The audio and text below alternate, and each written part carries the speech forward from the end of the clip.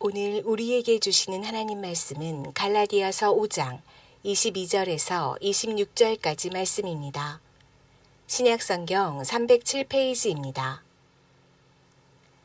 오직 성령의 열매는 사랑과 희락과 화평과 오래 참음과 자비와 양선과 충성과 온유와 절제니 이 같은 것을 금지할 법이 없느니라.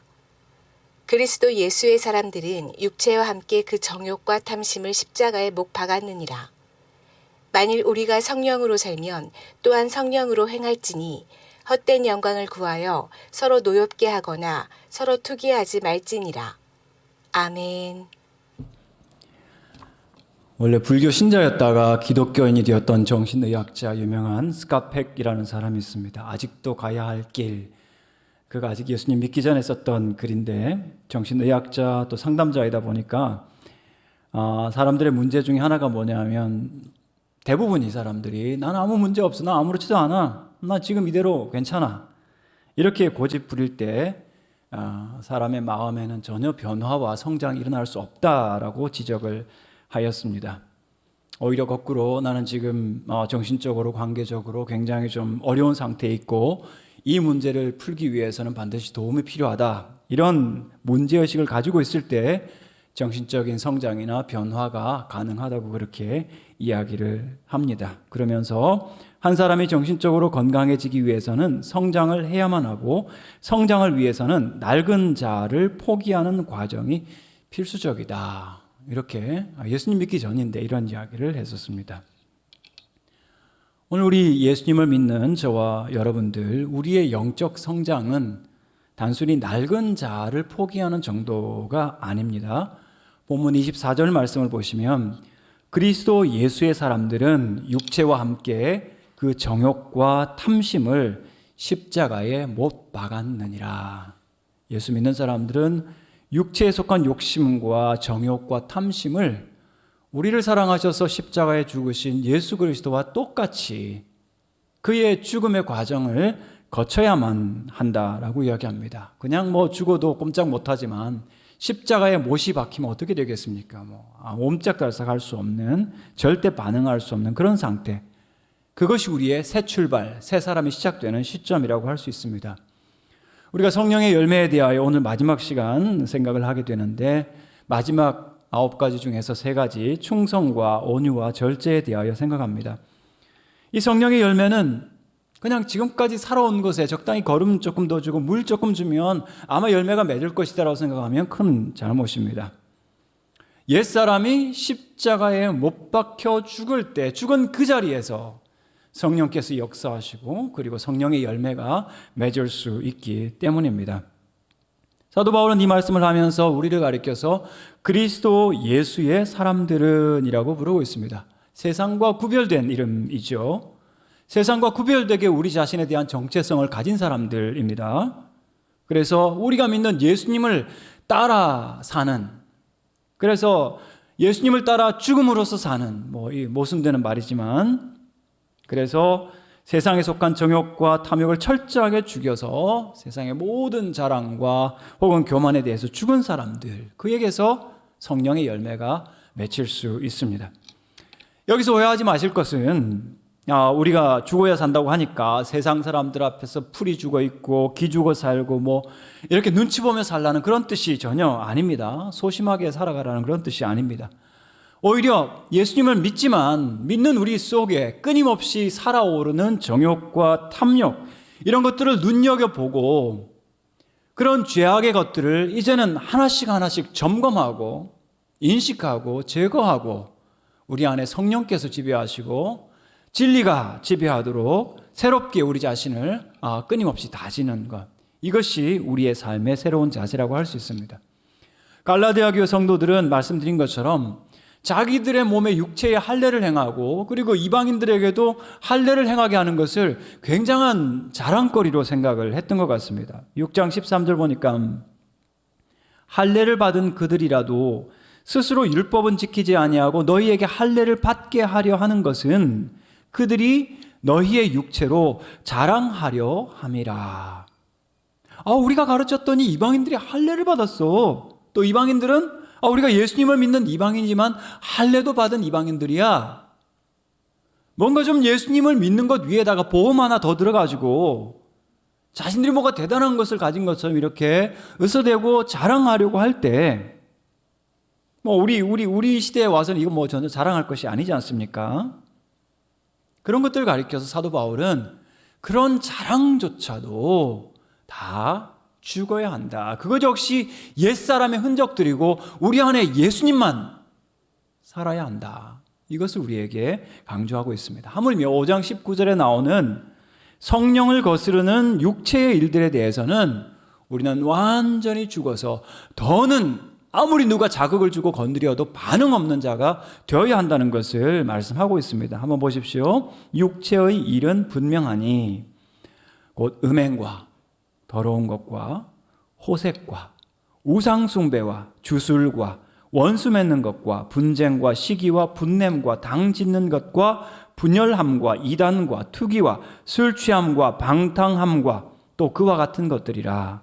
전에 너희에게 경계한 것 같이 경계하노니 이런 일을 하는 자들은 하나님의 나라를 유업으로 받지 못할 것이요. 우리 안에 성령이 계신데 성령을 거슬러 옛사람이 살아서 세상의 죄악에 반응을 하면서 거기에 함께 춤을 추고 댄스를 하게 된다면 우리는 육체의 일을 방치한 이 잘못 때문에 하나님 나라의 문이 우리에 대하여 닫힐 것이다라고 강력하게 경고를 하고 있습니다. 우리가 성령의 인도함을 받는다면 우리는 그리스도인들입니다. 우리가 그리스도인들이라면 예수님 외에 다른 어떤 것도 우리가 반응할 수 없고 또는 절대화해서는 안 됩니다. 모든 다른 것들은 세상 가치는 상대화되어야 합니다. 가장 소중한 절대적인 유일한 생명의 주님 예수 그리스도가 우리 가운데 계시기 때문이죠. 그렇다면 예수님을 믿는 우리들, 성령의 지배를 받는 우리들에게는 예수님 외의 모든 자랑들, 모든 끌림들, 모든 열정과 탐욕들 다 꺾고 버리고 죽이고 거기에 반응하지 않아야 합니다. 이것은 한 번에 되는 것이 아니라 끊임없이 우리가 반복해야 되는 그러한 우리의 결단이어야 합니다. 그만큼 우리 속에 있는 이 죄의 세력은 굉장히 질기고 강하기 때문입니다. 그럼 변화된 마음밭에서 성령의 열매가 맺히게 되는데 오늘 9가지 성령의 열매 중에서 3가지 마지막 충성과 온유와 절제니. 충성이라는 말을 다른 말로 하면 머무름이라고 이야기할 수 있습니다. 우리의 부름받은 그 자리에서 머물러 서서 변하지 않고 오르나 자르나 치우치지 않고 곧바로 견뎌내는 것. 변함없는 신실함, 그것이 충성, 성령으로 말미암아 가능한 거죠. 온유함은 낮춤이라고 이야기할 수 있겠습니다. 하나님 앞에서, 사람 앞에서 자신을 낮춤. 그래서 겸손하게 하나님의 말씀을 기다리고 복종하는 것, 성령의 열매입니다. 절제는 멈춤입니다.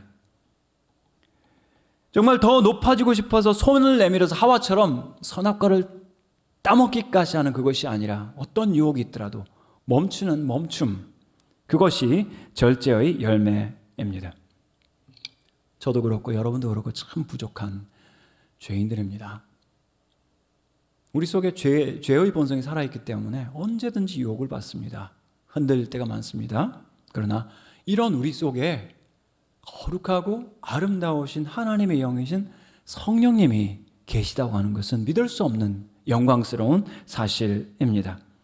그렇다면 이 성령의 도우심으로 말미암아 우리의 영혼을 죄에 방치하지 말고 성령님께서 지속적으로 역사하시고 충만하게 우리를 사로잡으시도록 계속 가득 성령께서 역사하시도록 우리는 사모하고 기도할 뿐만 아니라 성령님을 인정하고 인식하고 그분을 초청할 뿐만 아니라 그 성령님의 함께하심으로 말미암아 맺혀지는 성령의 열매들을 우리가 맺을 수 있었으면 좋겠습니다. 여러분 마트에 가시면 정말 늦가을에 나오는 늦여름이죠. 늦여름에 나오는 혹은 초가을에 나오는 과일들이 지금 아주 많지 않습니까? 보기만 해도 탐스러운데 만약 그것을 구입해서 집에 가져가신다면 얼마나 정말 뿌듯하지 않겠습니까?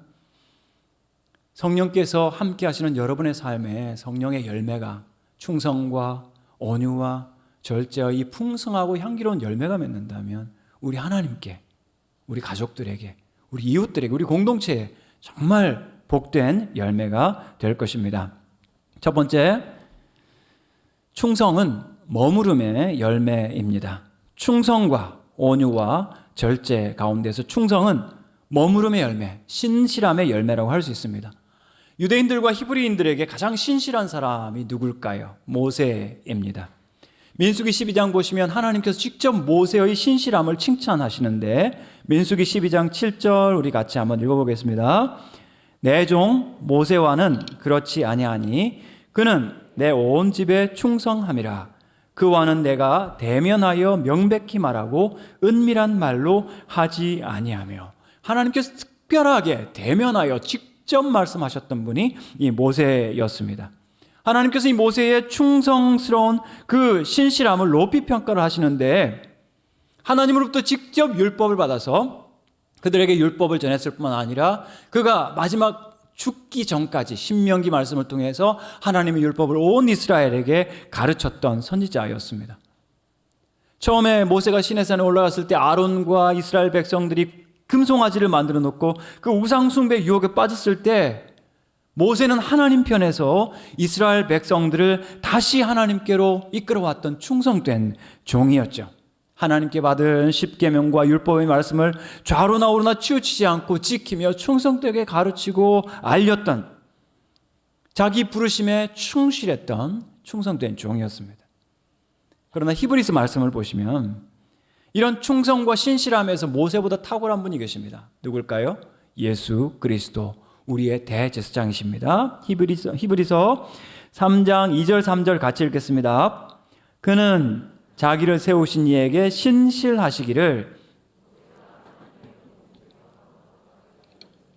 그는 모세보다 더욱 영광을 받을 만한 것이 마치 집 지은 자가 그 집보다 더욱 존귀함 같으니라. 모세는 하나님의 집의 종으로서 신실하였지만 그리스도는 하나님의 집의 아들로서 신실하셨습니다.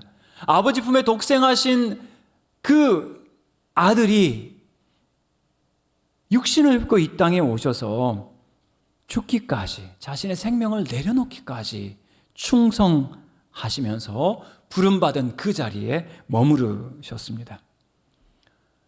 이런 예수님을 우리의 주님으로 믿는 우리의 태도가 충성이어야 합니다.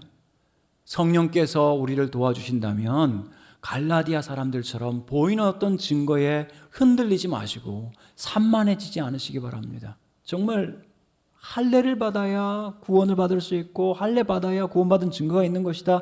세상 이런 말에 우상 숭배나 신천지나 하나님의 교회나 이런 이단 사설들에 여러분 흔들리지 마십시오. 예수님 외에 다른 누가, 다른 어떤 조건이 첨가되어서는 안 되기 때문입니다. 어떻게 할 수 있을까요? 하나님의 계명, 하나님 말씀에 여러분 더욱 신실하게 우리가 묵상하고 그 말씀을 생각할 때 우리는 은혜를 또 충성됨을 지킬 수가 있는데, 여호수아 1장 7절 보겠습니다. 오직 강하고 극히 담대하여 나의 종 모세가 내게 명령한 그 율법을 다 지켜 행하고 우로나 좌로나 치우치지 말라. 그리하면 어디로 가든지 형통하리니. 요한복음 14장에서는 주님께서 말씀하십니다. 너희가 나를 사랑하면 나의 계명을 지키리라. 이제 우리에게 주어지는 주님의 계명은 명령으로서, 법으로서 강제적으로 주어지는 것이 아니라, 여러분 만약 여러분이 누군가를 사랑하면 그 사랑하는 사람의 소원은 우리한테 명령이 되는 거죠. 저 사람이 원하는 건데, 하물며 여러분을 사랑하셔서 생명 주신 예수님의 소원이 있다면 그 계명 여러분 자발적으로 지키지 않겠습니까? 그 계명에 머물러서서 충성하지 않겠습니까? 동일하게 사도 바울처럼 성령님에 충만하여 성령님의 매일 때 우리는 충성스러운 사람들이 될 수가 있습니다. 사도행전 20장 22절에서 24절 이것도 같이 읽겠습니다. 보라, 이제 나는 성령에 매여 예루살렘으로 가는데 거기서 무슨 일을 당할는지 알지 못하노라. 오직 성령이 각 성에서 내게 증언하여 결박과 환난이 나를 기다린다 하시나 내가 달려갈 길과 주 예수께 받은 사명 곧 하나님의 은혜의 복음을 증언하는 일을 마치려 하면은 나의 생명조차 조금도 귀한 것으로 여기지 아니하노라. 아멘. 사도 바울의 성품 자체가 워낙 우직해서 이런 고백을 하는 것이 아니라 무엇 때문에? 성령에게 매여서 성령께서 그를 감동하시고 붙들어 주실 때 예루살렘에 올라갔을 때 어떤 환란이 기다리고 있는지 알 수 없지만 심지어 자신의 생명을 내려놓는 일이라 하더라도 그는 조금도 자기 생명을 귀한 것으로 여기지 않겠다. 사랑하는 성도 여러분, 우리에게 이 충성스러움의 열매가 있기를 축복합니다. 우리의 힘으로 되지 않습니다. 그래서 주님을 사랑하는 마음으로 주의 계명을 묵상할 때 거기에서 충성의 열매가 맺힙니다. 여러분들이 성령에 사로잡힐 때 심지어 우리의 가장 소중한 것들도 내려놓을 수 있는 충성스러움이 우리 가운데 있을 수 있습니다. 사랑하는 성도 여러분, 여러분은 하나님 앞에 어떤 면으로 충성스러우십니까? 우리 주님은 죽기까지 하나님께 충성하시고 우리를 사랑하셨는데 우리는 어떤 면으로 사람들에게 하나님 앞에서 충성스러운 사람일까요? 마태복음 25장에 나오는 5달란트, 2달란트 받은 종들처럼 정말 주님께서 여러분 보실 때, 장차 여러분이 주님을 만났을 때 잘하였도다 착하고 충성된 종아, 내가 적은 일에 충성하였음에 내가 많은 것을 내게 맡기리니 내 주인의 즐거움에 참여할지어다. 이 충성스러움에 대한 칭찬에 참여하시는 여러분들 되시기를 축복합니다. 이를 위해서 여러분의 부르심의 자리에서 머물러 계십시오. 견디어 내십시오. 하나님께서 여러분 부르신 그 자리에서 충성하시기를 축복합니다. 좌로나 우로나 치우치지 마시고 여러분 부르신 그 자리 귀하게 여기시고 충성하시기를 축복합니다. 세상을 바꾸고 조직을 변혁시키겠다고 여러분 덤비기 전에 먼저 지금 나에게 주신 이 자리, 여러분이 선 그 자리에서 충성하실 때 아름다운 성령의 열매를 맺게 될 줄 믿습니다. 두 번째, 온유함은 낮춤의 열매입니다. 충성과 온유와 절제니. 온유함이라 그러면 우리는 부드러운 성품을 이야기합니다. 유순한 어떤 사람의 그런 모습을 우리가 상상을 할 수 있는데, 그것 이전에 온유함이라고 하는 것은 하나님에 대해서 자신을 낮추고 복종하는 사람을 가리킵니다. 자신의 삶에 주어진 고난과 심지어 불의한 일이라 하더라도 그 현상 위에 계시는 하나님께서 나에게 주시는 고난이라고 그 의미를 받아들이면서 사람에 대해서는 노하기를 더디하는 것이 온유함이라고 이야기할 수 있겠습니다. 다윗 왕이 아들 압살롬에게 반역을 당해서 피난할 때가 있었습니다. 그 피난길에서 사울 왕의 친척이었던 시므이라는 사람이 나와서 이 다윗 왕을 고래고래 고함을 지르면서 저주를 합니다. 피를 흘린 자여, 사악한 자여, 가거라 가거라 하면서 고함을 질렀습니다. 옆에 있던 아비새라고 하는 장군이 일어나서 왕이시여 그의 머리를 베게 하소서 단호하게 요청합니다. 그때 다윗이 뭐라고 합니까? 사무엘하 16장에서 왕이 이르되 스루야의 아들들아, 내가 너희와 무슨 상관이 있느냐? 그가 저주하는 것은 여호와께서 그에게 다윗을 저주하라 하심이니 내가 어찌 그리하였느냐 할 자가 누구이겠느냐? 내 몸에서 난 내 아들도 내 생명을 해하려 하거든. 하물며 이 베냐민 사람이랴.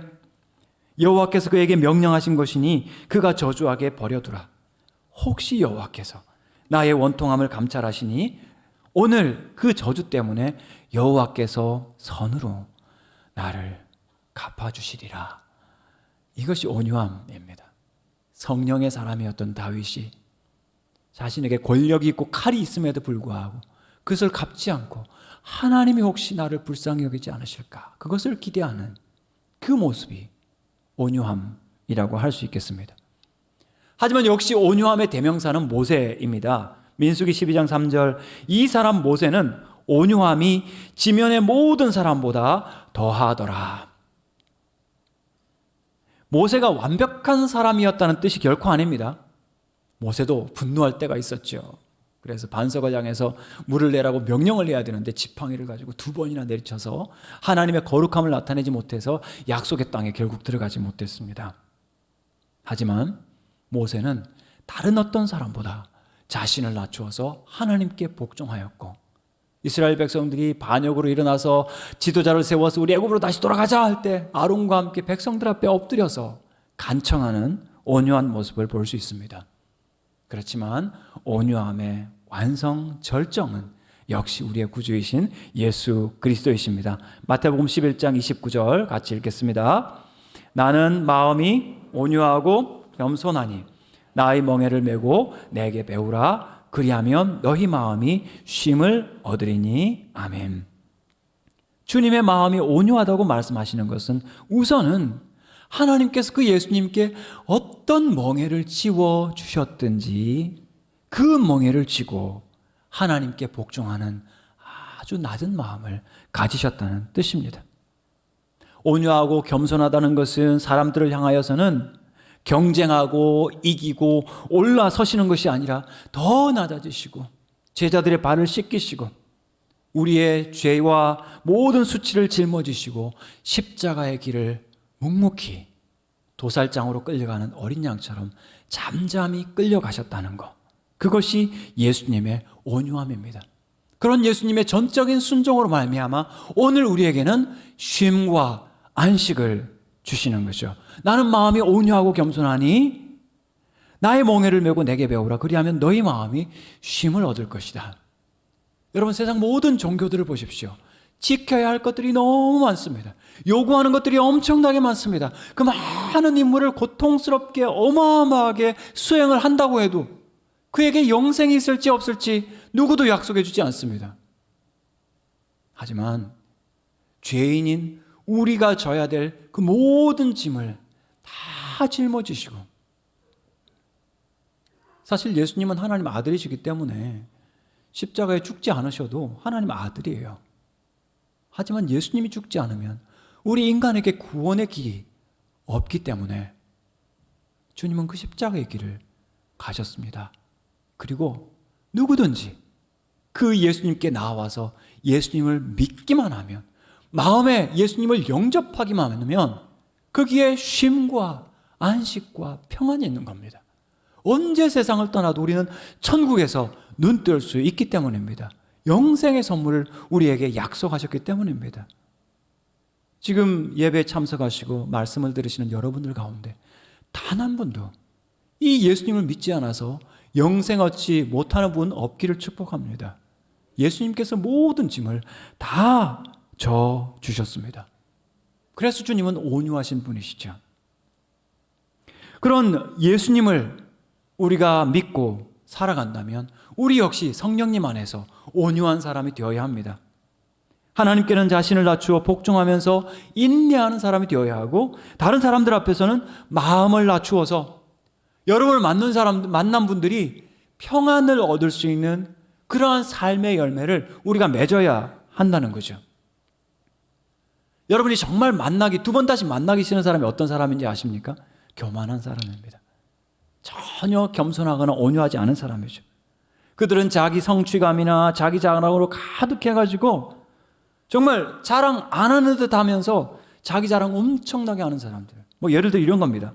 이번에 내가 비행기 타고 유럽 여행 다녀왔는데 비즈니스석, 가장 비싼 좌석이잖아요. 절대 타지 마. 서비스도 안 좋아. 불친절해. 옆자리에 사람도 없어서 인간미가 없어. 절대 타지 마. 이런, 그죠? 겸손한 것 같은데 자랑하고 있는. 교만한 사람들이 안 좋아합니다. 교만한 사람, 가장 싫어하는 사람, 교만한 사람입니다. 왜냐하면 내가 인정받고 싶고 내 자랑하고 싶은데 자기 자랑만 하고 있거든요. 자기 존재감이 너무나 커서 다른 사람들한테는 냉소적이고 날카롭게 비판하는, 사실 그런 사람들과 만나기는 굉장히 불편할 겁니다. 사랑하는 성도 여러분, 성령의 열매를 맺는 여러분들을 만났을 때 사람들에게 평안함이 있기를 축복합니다. 여러분을 만났을 때 따뜻하다, 편안하다, 여러분을 만났을 때 쉼과 안식이 있는, 그래서 여러분 통해서 예수님을 볼 수 있는 그러한 열매를 여러분이 맺으시기를 바랍니다. 26절 말씀 기억하십시오. 헛된 영광을 구하여 서로 노엽게 하거나 서로 투기하지 말지니라. 이런 것들을 버리고 우리가 온유함의 열매를 맺을 때 마태복음 5장 5절 온유한 자는 복이 있나니 그들이 땅을 기업으로 받을 것이며, 세상의 땅 부자가 아니라 온유한 사람이 땅을 기업으로 받을 줄 믿습니다. 온유함의 열매, 낮춤의 열매 꼭 맺으시길 바라고, 세 번째는 절제, 멈춤의 열매입니다. 충성과 온유와 절제, 셀프 컨트롤입니다. 절제는 열정을 통제하는 것을 말합니다. 앞서 나열했던 19절의 말씀 중에서 원수 맺는 것, 분쟁, 분냄, 술 취함, 방탕, 열정 덩어리들입니다. 그냥 에너지가 막 마구마구 분출하는 그런 상태 아니겠습니까? 하지만 열정이 있다고 여러분 길이 있는 것이 아닙니다. 사람들이 열광한다고 해서 거기에 진리가 있는 것이 아니죠. 2차 대전 다큐멘터리를 한번 보십시오. 수백만이 모인 그 독일의 광장에서 괴벨스라고 하는 그 나치의 선전가가 나와가지고 연설을 할 때마다 막 지축이 울릴 정도로 사람들이 함성을 지르고 전율을 일으킬 때 거기에 있는 사람들은 이제 세상이 우리 거라고 생각했을지 모르겠습니다. 근데 그들이 만들어낸 열매가 뭡니까? 살인과 전쟁과 추악함과 더러운 것과 악한 것들. 공산주의도 마찬가지고 일제 군국주의도 마찬가지고 지금 러시아도 마찬가지입니다. 열정이 일어난다고 해서 그것이 비전이 아닙니다. 그 열정은 반드시 멈추어 서서 하나님의 말씀과 진리 가운데서 여과되어야 합니다. 열정이 일어날 때 먼저 멈추어 서셔야 합니다. 그것이 절제입니다. 마귀가 하와를 유혹할 때 눈빛 좀 반짝거리고 가슴은 두근거리고 손은 번쩍 들어서 저거 당장 먹어야지. 창세기 3장 6절 보니까 여자가 그 나무를 본즉 먹음직도 하고 보암직도 하고 지혜롭게 할 만큼 탐스럽기도 한 나무인지라 여자가 그 열매를 따먹고 자기와 함께 있는 남편에게도 주매 그도 먹은지라. 하나님께서 그 마신 선악과를 바라보니 먹음직하고 눈에 보암직하고 마음에 지혜롭게 할 만큼 탐스러워서 그것을 따서 먹었더니 이 인류의 불행이 시작되지 않았습니까? 우리 인간의 심리가 금지된 것이라고 하면 더 관심이 갑니다. 생각할수록 거기에 더 시선이 가는 거죠. 거기에서 멈추는 것이 성령의 열매, 절제입니다. 우리 힘으로 되지 않습니다. 그래서 성령의 열매입니다. 마귀는 예수님에게도 다가와서 똑같은 유혹을 했습니다. 마태복음 4장 보시면 마귀가 예수님을 데리고 지극히 높은 산으로 가서 천하만국과 그 영광을 보여주면 만일 내게 엎드려 경배하면 이 모든 것을 내게 주겠다고 그렇게 이야기를 했습니다. 하지만 예수님은 스탑하셨습니다. 멈추셨죠. 마태복음 4장 10절 같이 읽겠습니다. 이에 예수께서 말씀하시되 사탄아 물러가라 기록되었으되 주 너희 하나님께 경배하고 다만 그를 섬기라 하였느니라. 아멘. 예수님은 멈추셨습니다. 넘어서는 안 될 선을 유혹하는 마귀의 달콤한 목소리를 몰아내시고 정신 차려서 하나님 바라보셨습니다. 잠깐만, 뭐라고? 질문하신 거죠. 요한복음 6장 15절에서 그러므로 예수께서 그들이 와서 자기를 억지로 붙들어 임금으로 삼으려는 줄 아시고 다시 혼자 산으로 떠나가시니라. 이때가 예수님의 인기의 절정이었습니다. 인싸 중에 인싸였고 시대의 스타였고 이스라엘의 구원자였고 능력과 자비의 종으로 알려져서 이제 왕좌에 가서 앉기만 하면 되는 그 시간에 예수님은 다 버리고 혼자 아무도 없는 하나님만 계시는 산으로 올라가셔서 기도하셨습니다. 스탑하신 거죠. 멈추신 거죠. 성령에 충만하셨던 예수님이 거기에서 절제하셨습니다. 제가 우울증 강의할 때 이런 이야기 합니다. 아내의 잔소리는 생명의 호흡이다. 왜냐하면 아내분들이 우울증에 걸리면 잔소리를 멈춰버리거든요. 큰일 나죠. 그래서 아내가 잔소리하는 것은 정말 감사한 일이다. 살아있다는 증거다. 그렇기 때문에 한 주간 동안 살아오면서 아내로부터 잔소리를 들으신 분들은 주일날 꼭 감사한금 준비하셔서 하나님께 감사합니다. 살아있네, 살아있어, 살아있기 때문에, 그죠? 하지만 아내 여러분, 지나친 잔소리는 남편과 아이들의 우울증의 원인이 됩니다. 그렇기 때문에 절제가 필요합니다. 잔소리를 막 하시다가 성령님께서 이제 그만 됐다라고 하시면 딱 멈추는 지혜가 있기를 바랍니다. 감사합니다. 우리 아내분들이 대답을 해주셔서. 성령을 따라 행하라. 정말 아름다운 표현입니다. 우리가 1년을 살아갈 때 매 순간 이 표를 생각했으면 좋겠습니다. 성령을 따라 행하라는 것은 성령님과 한 걸음 한 걸음 같이 가는 겁니다. 우린 여전히 이 여정 가운데 있습니다. 완성된 종말에 가 있는 것이 아니라 지금 계속 우리가 살아가는 여정 가운데 있는데, 이 여정에서 성령님과 동행할 때 내 마음이 조급해서 성령님보다 앞서지 않고 하나님 말씀보다 앞서가지 않고 주님의 말씀을 기다리는 겸손함, 그분과 함께 우리의 보폭을 함께 걸어가는 이 절제의 열매가 오늘 우리에게 있기를 바랍니다. 혹시 여러분 어떤 일로 어떤 열정으로 조급하지 않습니까? 멈추어 서셔서 하늘 바라보시고 하나님께 길을 열 때 성령께서 여러분을 인도하시는 절제의 열매를 맺을 줄 믿습니다. 말씀을 맺겠습니다. 여러분이 맺으시는 열매를 보면 여러분이 누구인지를 알 수 있습니다. 여러분의 생활과 삶에서, 관계에서 충성과 온유와 절제의 열매를 맺으시기를 축복합니다. 타고난 성품 가지고 되지 않습니다. 난 원래 이런 사람이야, 이런 고집 부리지 마십시오. 그 사람은 이전에 죽었습니다. 성령 안에 새 사람 되어서 성령 안에서 새로운 열매 맺어가시는 여러분들 되시기를 축복합니다. 많은 열매 맺기 위해서 어떻게 해야 될까요? 시편 1편 2절, 오직 여호와의 율법을 즐거워하여 그의 율법을 주야로 묵상하는 자로다. 말씀 묵상하셔서 성령의 열매 맺으시기를 축복합니다. 또 예수님 안에 거하셔야 합니다. 요한복음 15장 5절 마지막 같이 읽겠습니다. 나는 포도나무요 너희는 가지라.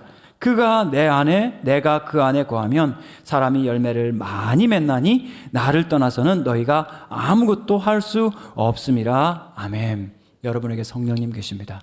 성령의 열매 맺으시기를 축복합니다. 충성과 온유와 절제, 머무름과 낮춤과 멈춤의 열매를 풍성하게 맺으셔서 이 땅에서도 하나님 나라를 꿈꾸고 체험하시는 여러분들 되시기를 주님의 이름으로 축복합니다.